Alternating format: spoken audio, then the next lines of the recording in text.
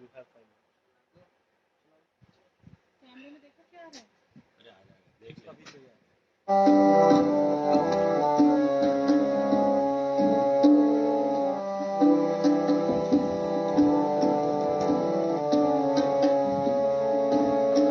जीवन बुझ जाने जाना,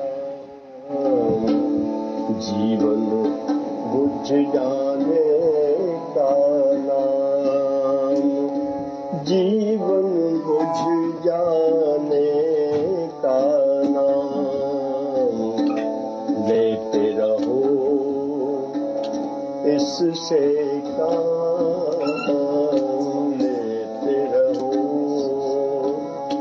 इससे काम, जीवन बुझ जाने का नाम, जीवन बुझ जाने का नाम।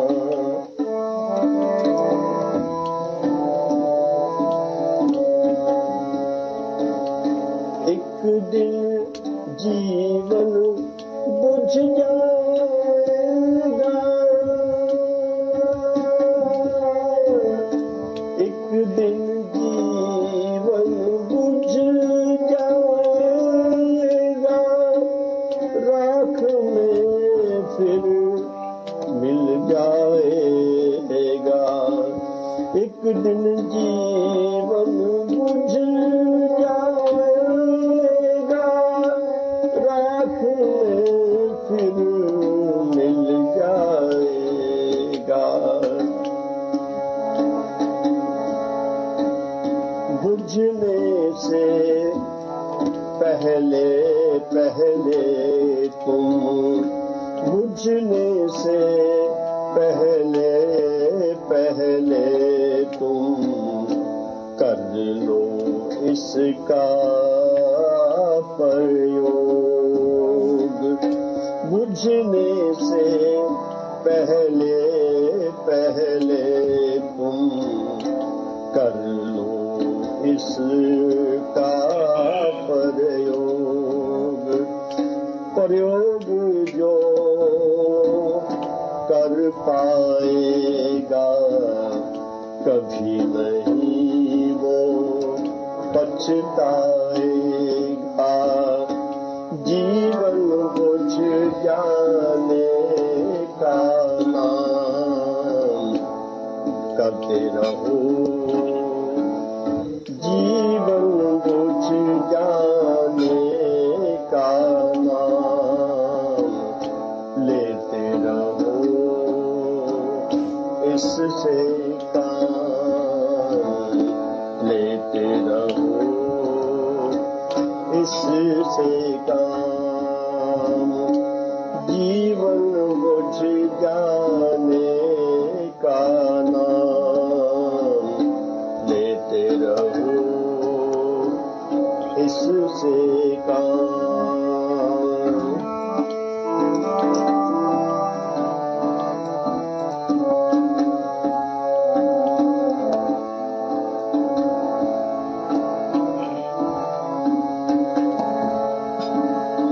रोना और रुलाना छोड़ो, रोना और रुलाना छोड़ो, भागना और भगाना छोड़ो, रोना और रुलाना छोड़ो, भागना और भगाना छोड़ो, जीवन का यही है निचोड़, जीवन का यही है निचोड़, ईर्ष्या से ना हो नुकसान, व्यर्थ चली जाए ना जान, जीवन मुझ जाने का नाम लेते रहो इससे काम लेते रहो इससे काम जीवन मुझ जाने का नाम जीवन मुझ जाने का नाम।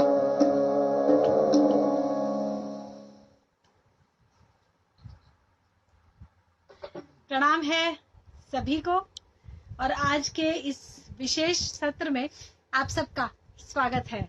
षोडशी गोपाल को नमन करते हुए आज का जो ये रविवारीय सत्र देवात्मा समाज और अग्रोहम समाज की तरफ से ऑर्गेनाइज किया जाता है, इसमें आप सबका मैं स्वागत करती हूँ कृष्णिका निधि कंसल कृष्णीष्ट दरबार अंबाला की ओर से। आज हमारे साथ डिजिटल लिविंग के एंकर प्रोफेसर अश्विनी जी अग्रवाल स्वयं हैं इस सत्र में, तो इसीलिए इनके सानिध्य में हम ये समझेंगे कि डिजिटल लिविंग में माइग्रेट कैसे किया जाए और इसके बारे में जो भी कुछ हमारे लिए जानना जरूरी है। प्रणाम अश्विनी जी। प्रणाम। आज 13 तारीख है जो खत्म होने वाली है थोड़ी देर में। 13 तारीख बहुत इंपॉर्टेंट होती है, यानी 13वीं। और 13वीं किस लिए होती है तो पता ही है सबको। कोई ना कोई कुछ निमट गया और उसको आज मतलब उसका जो भी क्रियाक्रम का जो कर्म कांड या जो भी कुछ कहो उसको, और आज पूरा करके और नई शुरुआत की जाती है। इसीलिए आज का प्रोग्राम हम लोगों ने शाम का रखा, सुबह का नहीं रखा। उसका कारण ये था कि 13 तारीख जो है नॉर्मली चंद्रमा के कैलेंडर से अगर चलते हैं तो 13 तारीख 6 बजे पूरी हो जाती है और 14 तारीख 6 बजे से के बाद से शुरू हो जाती है और 14 तारीख से नई शुरुआत होती है। तो इसलिए अब हमने कार्यक्रम ये आज का जो सभा का प्रोग्राम था इसलिए रखा देवात्मा समाज।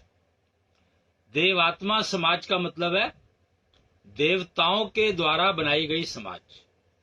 मतलब ऐसे ये मत समझ लेना कि जो देवात्मा समाज में जो मेंबर्स हैं या आते हैं वो देवात्मा हो गए। देव आत्माओं द्वारा बनाई गई समाज जिसमें देव सैनिक काम करते हैं। जो सबसे इंपॉर्टेंट बात समझने वाली ये है कि ये देव सैनिकों की समाज है। देव सैनिक बनाने का एक अभियान शुरू किया गया था शायद 2009 में। कब किया था? ऐसे ही था ना कुछ जी, 2009 में देव सैनिक। 6 जून 2009 को ये कार्यक्रम शुरू किया गया था और अभी तक बना नहीं है वैसे कोई, पर कार्यक्रम तो शुरू हो ही गया था ना। अब कोई बनने के लिए बना क्यों नहीं कोई, मतलब जो चिंता का विषय नहीं है वैसे ये अच्छा ही है कोई नहीं बना तो, क्योंकि टाइम बहुत मिल गया बहुत सारे काम करने के लिए। पर बना क्यों नहीं ये समझने की बात है। अब यहां पे मैं एग्जांपल लेता हूं। नॉर्मली है कि आईआईटी में अगर एडमिशन लेना है, किसी भी अच्छे इंस्टीट्यूशन में अगर एडमिशन लेना है, तो उसके लिए जब तक आपकी योग्यता नहीं होगी,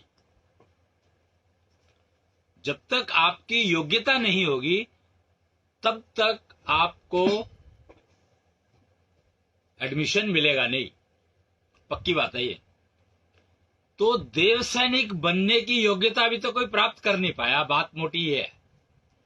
इसलिए कोई देव सैनिक अभी तक बना नहीं है। सबसे पहले प्रश्न तो ये है कि देव सैनिक होता क्या है? करेक्ट, नेचुरली ये सवाल तो होना ही चाहिए ना। हम लोग डिजिटल लिविंग की बात कर रहे हैं, तो डिजिटल लिविंग में एंट्री करने के लिए कम से कम 3 साल तक प्राणी को देव सैनिक होना चाहिए, और अभी तक देव सैनिक एक भी नहीं बना है। 3 साल तक देव सैनिक होना चाहिए और देव सैनिक बना नहीं अभी तक कोई। और तो और मैं आई एम श्योर लोगों को यही नहीं पता कि डिजिटल देव सैनिक बनने की एलिजिबिलिटी क्या है। जब यही नहीं पता तो एलिजिबिलिटी प्राप्त कब करेंगे? वो योग्यता आएगी कब? तो कब देव सैनिक बनोगे, फिर कब वो अपनी एलिजिबिलिटी डिजिटल लिविंग में माइग्रेट करने की बनेगी। तो आज जो है एक इंफॉर्मेशन शेयरिंग, यानी देव सैनिक क्या होता है इसको बताने के लिए हमने आज का एक नई शुरुआत, क्योंकि अभी तक तो कोई बना ही नहीं है देव सैनिक, तो इसलिए कोई फर्क नहीं पड़ा। पर आज से क्या योग्यता चाहिए इसकी इंफॉर्मेशन शेयर करने का जो काम आज से शुरू किया जा रहा है। 14 अगस्त जी हो गई है शुरू, जी तो इसलिए आज से शुरू किया जा रहा है ये कार्यक्रम। मतलब देव सैनिक बनने के लिए क्या योग्यता चाहिए, वो योग्यता कैसे प्राप्त की जाएगी, वो एक अलग इश्यू है। यहां पर यह नहीं बताया जा रहा कि योग्यता प्राप्त कैसे करी जाएगी। हाँ, ये बताने की कोशिश एक रहेगी कि देव सैनिक बनने के लिए योग्यता क्या चाहिए। तो देव सैनिक बनने के लिए योग्यता चाहिए कि तकरीबन निरोगी काया हो,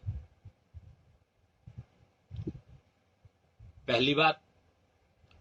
दूसरी बात यह है, वैसे उम्र से कोई मतलब नहीं है इसका, क्योंकि देव सैनिक किसी भी उम्र में बना जा सकता है, पर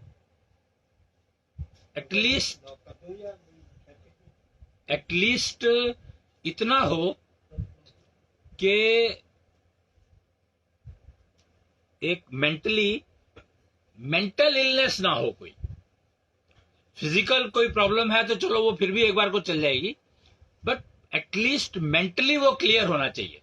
उसको अपने जेंडर कॉन्ट्राडिक्शन की प्रॉब्लम का पता होना चाहिए, कितने डिग्री की है और क्या प्रॉब्लम क्या है, जेंडर कॉन्ट्राडिक्शन क्या है, यानी उसको पता होना चाहिए प्राइमरीली।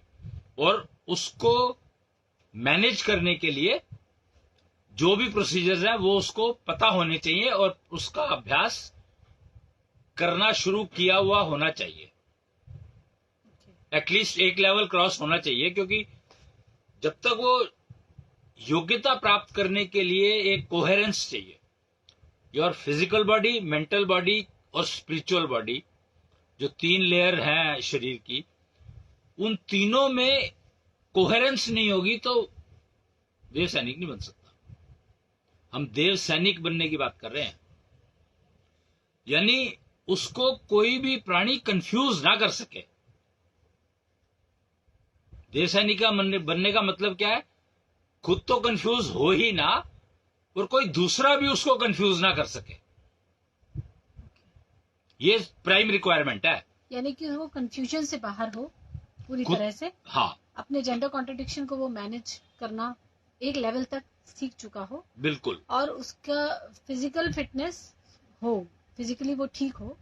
जी, मतलब यह है कि चलो कोई प्रॉब्लम है तो उसका इलाज, मतलब वो उसको केयर कर रहा हो, पर मेंटली बिल्कुल ठीक होना चाहिए। ये बहुत जरूरी है, क्योंकि सबसे पहले वो कहते हैं कि रोगों की शुरुआत मन से होती है। हाँ जी। तो मन को ठीक रखो। जो प्रॉब्लम आ गई ऑलरेडी, रोग कुछ आ गया मान लो, तो रोग आ गया तो उनको ठीक होने में जो टाइम लगेगा, लेकिन वो मन को ठीक रखेगा तो उसको कम से कम आगे के रोग नहीं आएंगे। और जो आ चुके हैं उनको रिकवर करने के लिए जो भी एफर्ट करनी पड़े वो करनी पड़ेगी, क्योंकि रिकवर तो पूरा करना ही पड़ेगा। फिजिकली, मेंटली एंड स्पिरिचुअली तीनों लेवल पे ठीक होना बहुत जरूरी है देव सैनिक बनने के लिए। अदरवाइज होगा क्या कि कंफ्यूजन कहीं से भी, कोई भी कुछ भी बात पर आ जाएगा। अब यहां पर यह समझने की बात है कि 3 लेवल की सिंक्रोनाइजेशन का मतलब क्या है। तो इन 3 लेवल की सिंक्रोनाइजेशन का मतलब है कि तुम्हारी जो सेंसेस है, ज्ञानेंद्रियां, वो सारी की सारी फंक्शनल है, ठीक काम कर रही है और एक साथ काम कर रही है। क्या होता है, कंफ्यूजन कैसे आता है? कंफ्यूजन ऐसा आता है कि देख तो तुम कुछ और रहे हो जी। और जो तुम देख रहे हो उसके अकॉर्डिंगली सुन नहीं रहे हो।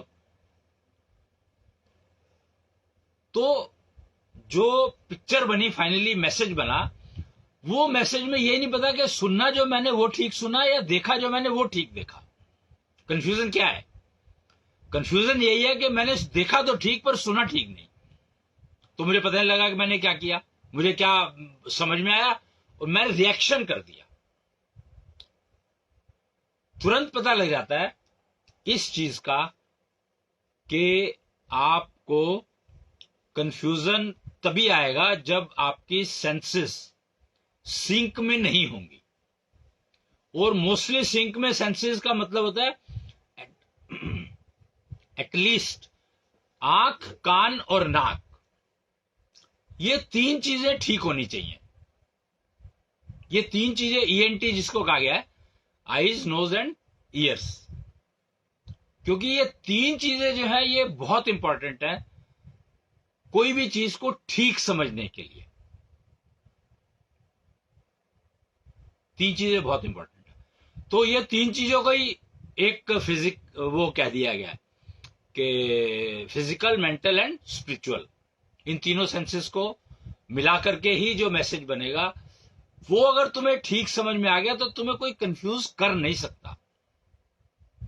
तुम्हें पता रहेगा कि सामने वाला जो कह रहा है और जो कहना चाह रहा है उसका जो फर्क है वही कंफ्यूजन करता है।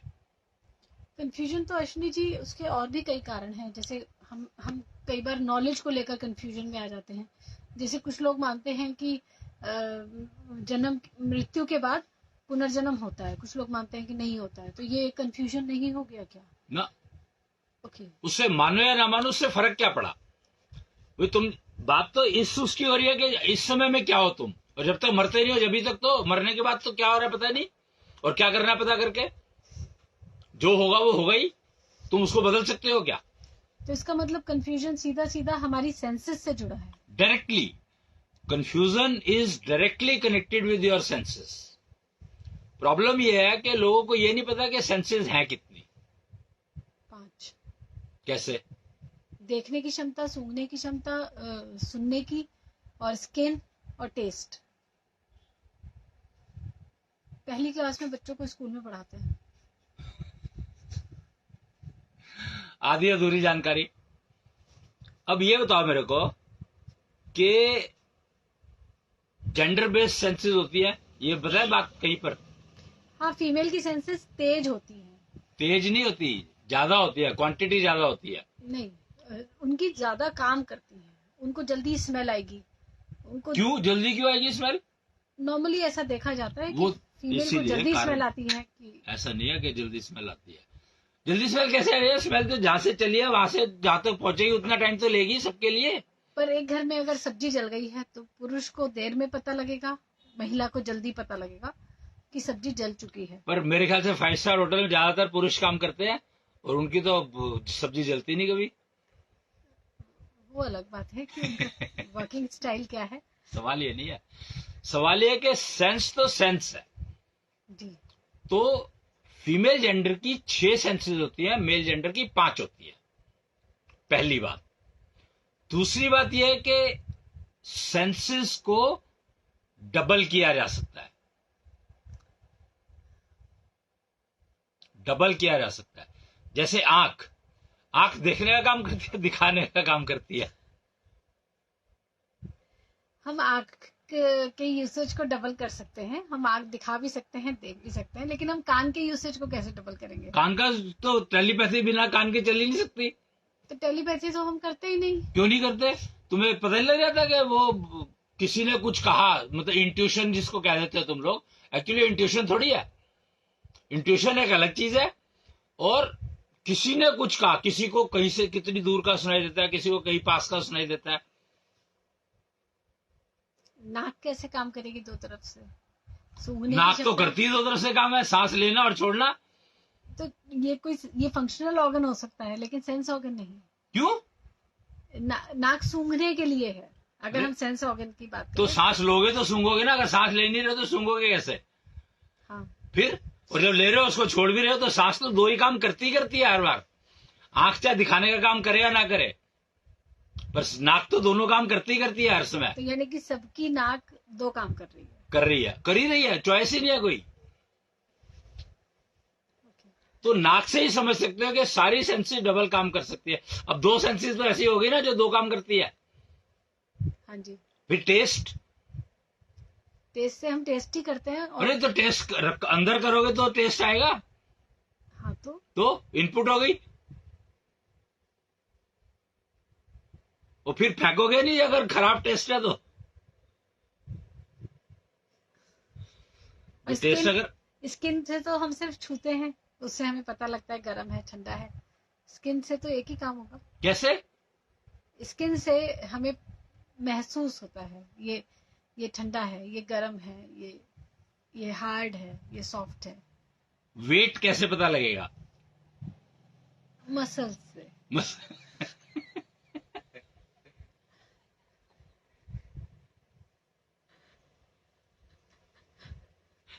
मसल, ये मसल है कहाँ? ये मसल्स कहाँ है? एक 100 किलो की बोरी है, मैं नहीं उठा सकती। बात ये नहीं हो रही है, बात ये तुमने तो कहा स्किन किस काम आती है? सेंसेस, उसको ठंडा और गर्म, हाँ या जी, हार्ड या सॉफ्ट। हाँ जी। पर वेट कैसे पता लगेगा कि इसमें 100 किलो है, या इतना है कि मैं उठा नहीं सकता या हो सकती? कई बार देख के भी पता लगता है। जिसमें आँख का तीसरा काम भी हो गया। नहीं, देखने के काम आती है आँख, तो हम देख के समझ जाते हैं कि नहीं ये वजन समझ ज्यादा जाते हैं, गेम समझने की है कि अगर एक बोरी भरी हुई है और रुई की भरी हुई है, पता तुम्हें है नहीं कि रुई की भरी हुई है, बंद है क्योंकि, अब क्या करोगे?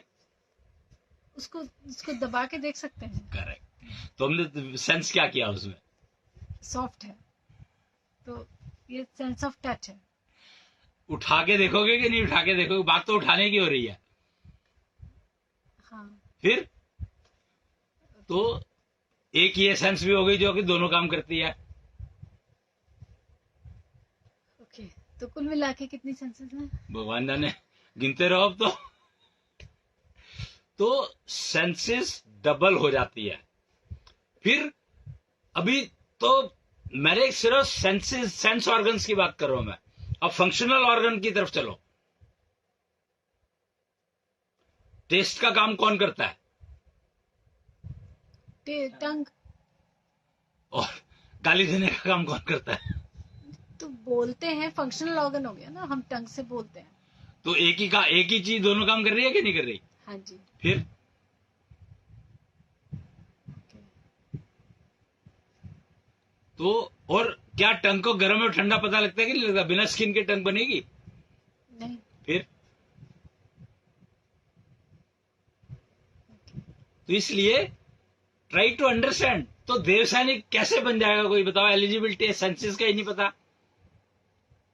तो senses, functional organs can also act as sense organs, and sense organs can also act as functional organs. तो देव सैनिक वो होते हैं जिनके सारे के सारे ऑर्गन्स हर तरह का काम कर लेते हैं। हालांकि मेरे ख्याल से जो देव सैनिक नहीं है उनके भी तो तकरीबन सारे अंग दो बार काम कर ही रहे हैं दोनों तरह के, वही तो। बट सिंक्रोनाइज नहीं है। प्रॉब्लम या फिर भी कंफ्यूजन क्यों?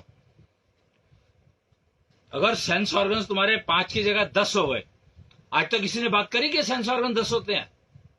नहीं। क्यों? तो यही तो कंफ्यूजन है। कंफ्यूजन क्या है कि सेंस ऑर्गन 10 होते हैं, जरा सा भी अगर थोड़ा सा दिमाग लगा के सोचोगे तो तुम्हें दिखाई देंगे 10 ऑर्गन्स है। काम कर रहे हो, यूज कर रहे हो तुम 10 ऑर्गन्स का। प्रॉब्लम यह है कि सिंक्रोनाइजेशन मिसिंग है। The key is synchronization, missing synchronization. Your organs are not synchronized with your heart beat. तो देव सैनिक का मतलब है कि जिसके सारे ऑर्गन्स उसकी हार्ट बीट के साथ सिंक में हो, तब जाकर के तुम देव सैनिक बनने की राह पर चलते हो। फिर उसके बाद काम आता है तुम्हारी स्पिरिचुअल बॉडी, कि तुम्हारे को ज्ञान कितना है, कि तुम्हें सेंसेस तुम्हारी सारी सिंक्रोनाइज है पर तुम्हें पहचान ही नहीं है। तो सामने क्या है तुम कैसे पता लगाओगे क्या है सामने? फिल्म में दिखाया जाता है, पिक्चरों, ये इसको अगर समझना है तो फिल्म को समझो, टीवी सीरियल जो टीवी में दिखाया जाता है उसको समझो, कि उसमें जो दिखा रहा है वो सारा का सारा फैब्रिकेटेड है, कुछ भी रियल नहीं है उसमें, पर सब कुछ एज रियल दिखाई दे रहा है। हाँ जी। और उसमें जितने लोग देख रहे हैं सारे अलग अलग समझ रहे हैं, कोई भी ऐसा नहीं है बंदा जो एक ही चीज सारे समझ रहे हो। जी, इसका क्या मतलब हुआ?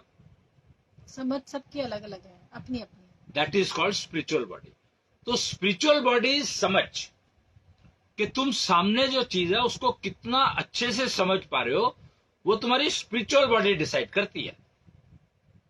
ज्ञान, जैसे उसने कोई एक सीन दिखाया तो कोई कहेगा ये तो मैंने देखा हुआ है, कोई कहेगा ऐसा हो ही नहीं सकता, कोई कहेगा नहीं नहीं इसमें ये गलत है, कोई कहेगा इसमें ये गलत है, कोई कहेगा इसमें ये गलत है। तो बिकॉज सबका ज्ञान अधूरा है, तो स्पिरिचुअल बॉडी को लोगों ने पता नहीं क्या समझा, पर spiritual body is nothing but knowledge about the subject.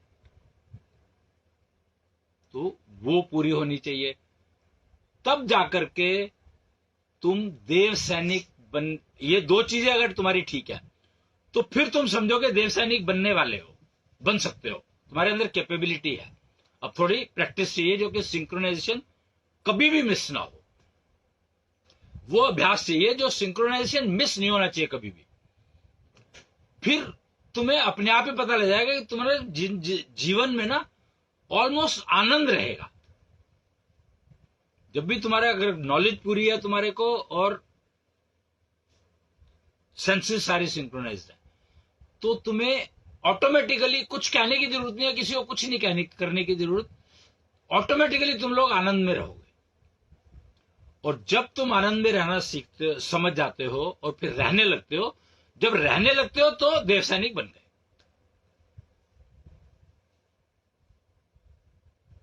पर आनंद में रहने के लिए तो आउटर फैक्टर्स भी मैटर करते हैं। फर्क नहीं पड़ेगा, यही तो गेम है।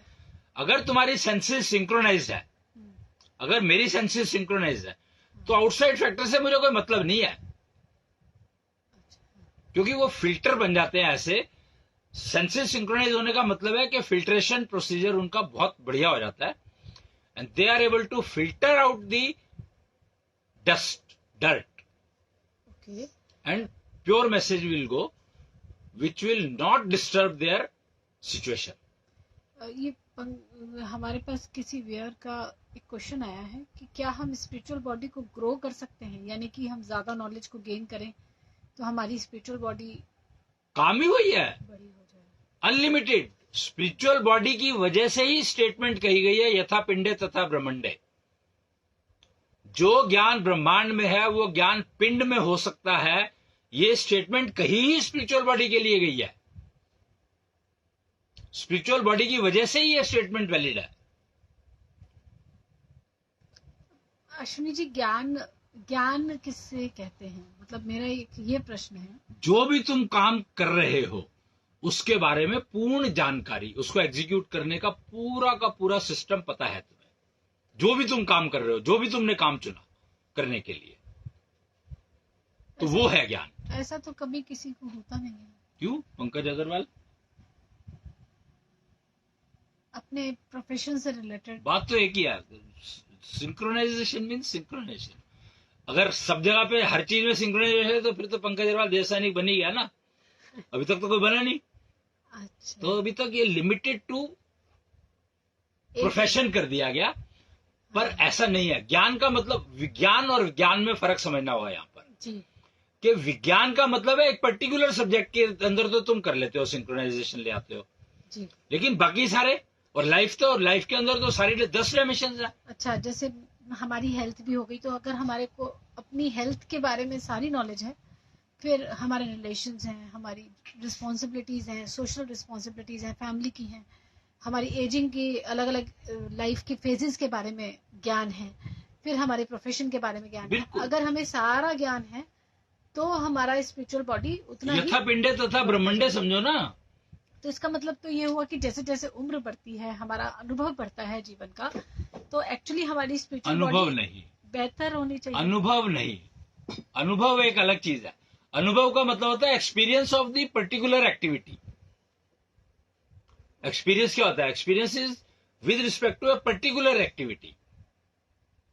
जैसे तुम प्रोडक्शन कर रहे हो, मान लो फैक्ट्री में हो, प्रोडक्शन कर रहे हो, तो एक ही तरह का प्रोडक्ट बना रहे हो, तो तुम्हें बनाते बनाते उस प्रोडक्ट का एक्सपीरियंस होता चला जाता है। हाँ जी। बट बाकी सारे फील्ड, तो अनुभव इसमें नहीं गिन सकते तुम। ज्ञान ही। ज्ञान तो ज्ञान है, पर यह जरूरी नहीं है कि तुम दुनिया भर का ज्ञान इकट्ठा करो। तुम्हारे पास अगर सेंसेस सिंक्रोनाइज होती है तो उस समय में जो तुम्हें कोई, मान लो ज्ञान किस लिए चाहिए, अब इसको यहां पर समझने वाली बात है कि अगर ज्ञान होगा तो कंफ्यूजन नहीं आएगा। Basically missing factor is that we have to eliminate confusion. Confusion तो सेंसेस का सिंक्रोनाइजेशन नहीं होता, इस वजह से आता है। वही तो, इसमें ज्ञान कहाँ है? सेंसेस सिंक्रोनाइजेशन है। तो उसके बाद जो कोई तुम्हें सामने वाला बोल रहा है, अगर तुम्हें उसके बारे में पता ही नहीं है तो तुम क्या करोगे? ओके। मान लो, जैसे मैं एग्जांपल देता हूं यहां पर कि मैं कुछ समय पे काम करता था, मैं अपना ही एग्जांपल देता हूं। तो मुझे लोगों ने कहा कि आप ज्योतिष कहां से सीखा? मैंने भैया ज्योतिष क्या होता है? कहते पर जो तुम बात कर रहे हो तो सारी ज्योतिष से रिलेटेड है। मैंने भैया मुझे तो पता नहीं ज्योतिष क्या होता है, मैं तो समय को जानता हूं। बोले समय के बिना तो ज्योतिष का मतलब ही है कि समय का ज्ञान। तो फिर उन्होंने मुझे कहा कि देखो, तुम्हें सारी चीजें पता है, मान लो तुम्हें सब्जेक्ट पता है, पर उस सब्जेक्ट पे वो नंबर, वो नाम, वो क्या कहते हैं उसको, नोमेनक्लेचर, वो नोमेनक्लेचर तुम्हें नहीं मालूम तो तुम्हें सामने वाला कोई भी कंफ्यूज कर देगा। टर्मिनोलॉजी वो नोमेनक्लेचर का मतलब ही है टर्मिनोलॉजी। तो जैसे आयुर्वेद को लो, आयुर्वेद के अंदर हर जड़ी बूटी वेल डिफाइंड थी, लेकिन उनको सबको लैटिन नाम दे दिया गया। तो अब जो आयुर्वेद के एक्सपर्ट थे वो जीरो हो गए। तो इसीलिए हमें जो है, हम नोमेनक्लेचर में अटक करके रह गए। तो मेरे को फिर वो किया गया, सजेस्ट किया गया, या बल्कि एनफोर्स किया गया तकरीबन, कि तुम्हें एस्ट्रोलॉजी का ज्ञान होना बहुत जरूरी है। नहीं तो तुम कहीं भी ज्योतिष के फील्ड में, कोई भी ज्योतिष तुम्हें किसी भी बात कह करके कंफ्यूज कर देगा। You will not be able to answer his questions, although you know much more than that ज्योतिषी, दैट एस्ट्रोलॉजर। तो वो टर्मिनोलॉजी सीखने के लिए फिर मुझे एस्ट्रोलॉजी की क्लासेस अटेंड करनी पड़ी। अश्विनी जी, एक और यहाँ पे प्रश्न है कि एज के साथ हमारी सेंसेस कुछ पुअर होने लगती हैं, कमजोर होने लगती हैं, आमतौर पे देखा ही गया है। सूंघने की क्षमता, देखने की क्षमता, सुनने की क्षमता। तो क्या हमारा कंफ्यूजन एक्चुअली बढ़ता है एज के साथ, अगर हमारी सेंसेस पुअर हो रही हैं? बिल्कुल, सेंसेस अगर पुअर हो रही है तो डेफिनेटली बढ़ेगा कंफ्यूजन। कंफ्यूजन अपने आप नहीं बढ़ता है, कंफ्यूजन हमेशा दूसरे लोग बढ़ाते हैं। प्रॉब्लम यह है कि अगर तुम्हारी सेंसेस की सिंक्रोनाइजेशन पुअर होती है तो कंफ्यूजन दूसरे लोग बढ़ाएंगे। Confusion is always induced by others, that is the fact, that confusion is always induced by others. जी। तो अक्सर जो उम्र के साथ सेंसेस कमजोर होती हैं तो एक्चुअली कंफ्यूजन का लेवल बढ़ता है और ज्ञान या स्पिरिचुअल बॉडी एक्चुअली कमजोर होने लगती है। नहीं, यहां पर फर्क है कि तुम्हें ज्ञान तो है, पता तो है, जैसे मैंने अपना एग्जांपल लिया, मुझे ज्ञान तो है, but I am not able to answer, because जो सवाल मेरे से पूछा गया वो सवाल ही मुझे समझ में नहीं आया, बिकॉज मेरी सेंसेस सिंक्रोनाइज में नहीं थी। ज्ञान है मेरे पास, स्पिरिचुअल बॉडी मेरी परफेक्ट है, लेकिन मुझे सेंसेस के कारण जो प्रश्न किया गया, जो सवाल किया गया, वो सवाल ही समझ में नहीं आया, तो मैं आंसर क्या दूंगा उसका? तो ये फर्क है। लेकिन जब देव सैनिक बनने की बात करते हैं तो then we talk of live 16 look 16। तो देव सैनिक वही लोग जो बनने की राह पर चलते हैं तो उनको एजिंग इफेक्ट नहीं होता। ये बहुत इंपॉर्टेंट है, समझने वाली बात है कि जो देव सैनिक बनने के रास्ते पर चलने लगते हैं, जैसे जैसे उनकी सिंक्रोनाइजेशन इंप्रूव होती चली जाती है, वैसे वैसे उनका एजिंग फैक्टर जो है वो बॉडी में आता नहीं है, इट डजंट कम इन। जी। तो अब हमने आज देव सैनिक बनने की बात शुरू की, देव सैनिक बनना डिजिटल लिविंग के लिए क्यों इम्पोर्टेंट है? आपने कहा कि देव सैनिक बने बिना लगातार 3 साल तक अगर कोई देव सैनिक नहीं रहा तो वो डिजिटल लिविंग में माइग्रेट नहीं कर सकता। डिजिटल लिविंग का देव सैनिक होने से क्या कनेक्शन है? डिजिटल लिविंग में सारे देव सैनिक ही रहते हैं। वो बना ही इस तरीके से है कि दूसरा कोई रह नहीं पाएगा उसमें। क्या देव सैनिक का कुछ सोशल रिस्पॉन्सिबिलिटी भी है कि हम Total. क्योंकि सैनिक वर्ड का मतलब ऐसा लगता है कि देव सैनिक वर्ड का मतलब ही है कि सोशल रिस्पॉन्सिबिलिटी तो कुछ भी नहीं है। सोशल रिस्पॉन्सिबिलिटी तो आज अभी तो सिर्फ रिलेशन मेंटेन करने की बात करते हैं। देव सैनिक्स are perfect to fight any natural calamity. They have that capability that they can handle all kind of natural calamities at any level. Ashwini ji, यहाँ कबीर जी का एक दोहा मुझे याद आ रहा है। कबीरा तेरी झोपड़ी गलकटियन के पास, करेंगे सो भरेंगे तू क्यों भया उदास।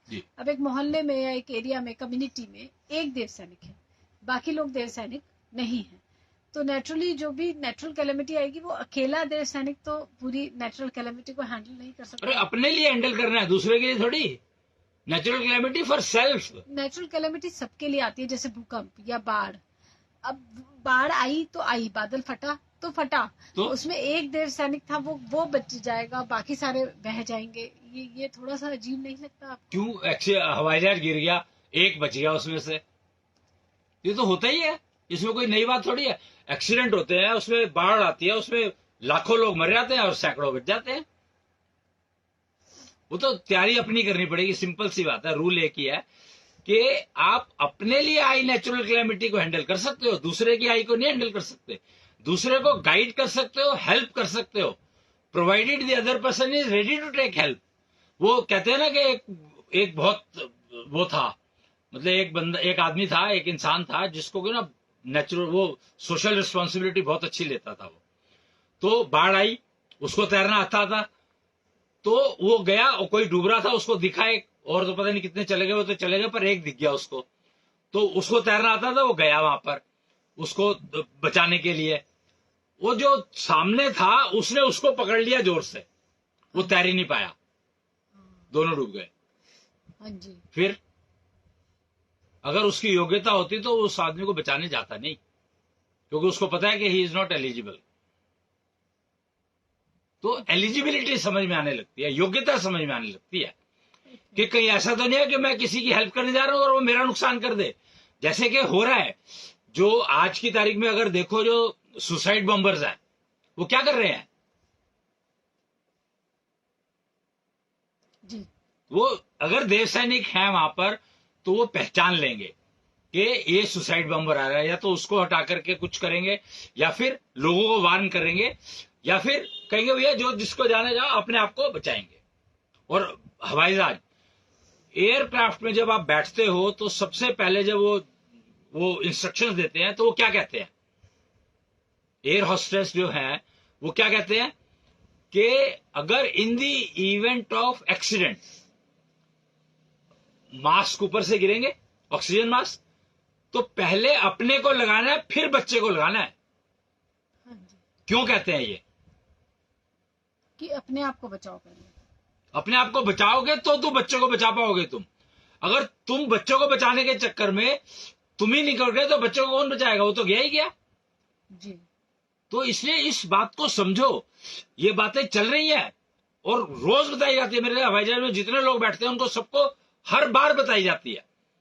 हर each travel they teach you this. क्यों? क्योंकि दे वांट टू से कि पहले अपने को बचाओ, तभी तुम दूसरे की हेल्प कर पाओगे। अब ये जो एक और दान का कॉन्सेप्ट बड़ा चला हुआ है कि दान करो जी। अरे, और फिर अब कहने लगे, पहले तो दान करो ब्लाइंडली चलता था, अब कहने लगे अच्छा पैसा दान करो। ये क्या है? अब ये कौन डिफाइन करेगा कि पैसा, मेरा पैसा अच्छा है कि नहीं है?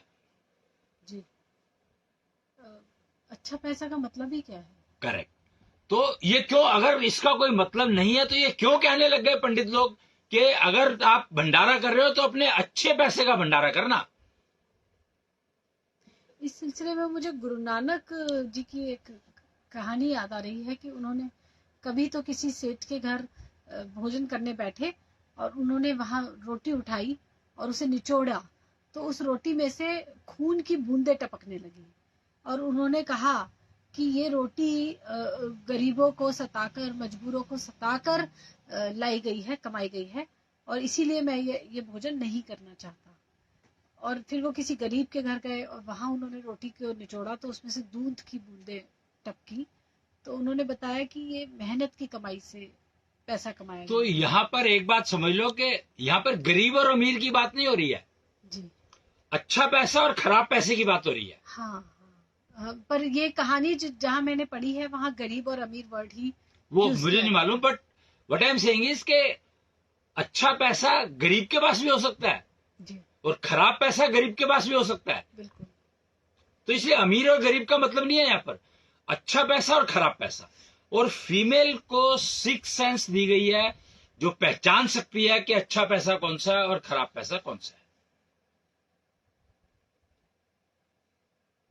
हाँ जी जी ओके। तो जो अच्छा पैसा है जी, उसी को दान करना चाहिए, ऐसा। अगर अच्छा पैसा दान करोगे, लेने वाला ही अगर अच्छा नहीं है तो क्या करेगा वो तो उसको मिसयूज ही करेगा। करेक्ट। तो इसलिए दान अच्छा पैसा करना है और एलिजिबिलिटी देख करके करना है सामने वाले की, जी कि सामने वाला योग्य है कि नहीं है उस दान का। जी नहीं तो नुकसान दान देने वाले को ज्यादा नुकसान देगा दान लेने वाले की बजाय। जी तो अश्विनी जी, हम देव सैनिकों की बात कर रहे थे, तो क्या ये भी एक रूल है कि जो देव सैनिक बनेगा वो अच्छा पैसा ही कमाए? वो खराब पैसा कमा ही नहीं सकता, क्योंकि जो उसकी जो सेंसेस है उसको पता रहेगा कि पैसा कौन सा अच्छा है कौन सा खराब है, हर समय पता रहेगा। ओके। हर अच्छा बुरे की पहचान मैंने ये नहीं कहा कि देव सैनिक गलत काम नहीं कर सकता, पर उसको पता होगा कि मैं ये काम कर रहा हूं, ये गलत है और इसका परिणाम मुझे गलत मिलेगा, but I am ready to सफर।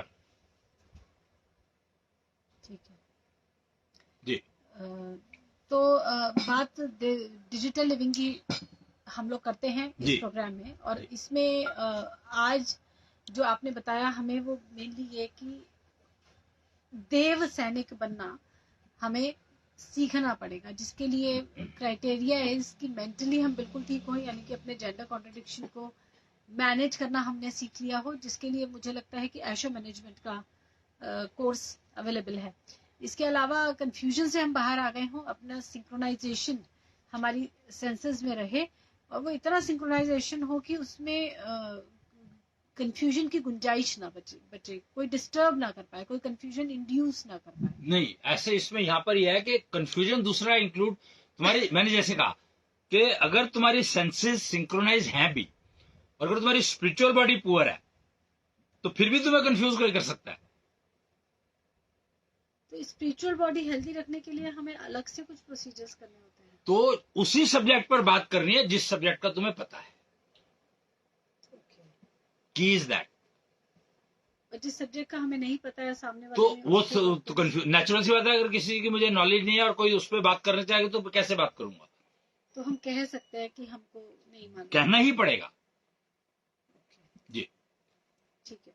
तो डिजिटल लिविंग में माइग्रेट करने के लिए आज एक बहुत इम्पोर्टेंट चैप्टर आपने कवर किया है। जी। मैं ये तो नहीं कह पाऊंगी कि सिलेबस बढ़ाया है, क्योंकि हमें कुल मिला के ये बेसिक क्राइटेरिया अभी तक शायद क्लियर ही है कि totally disease free life is only possible when we come out of confusion, right, and we remain out of confusion, correct, which is only possible through senses synchronization.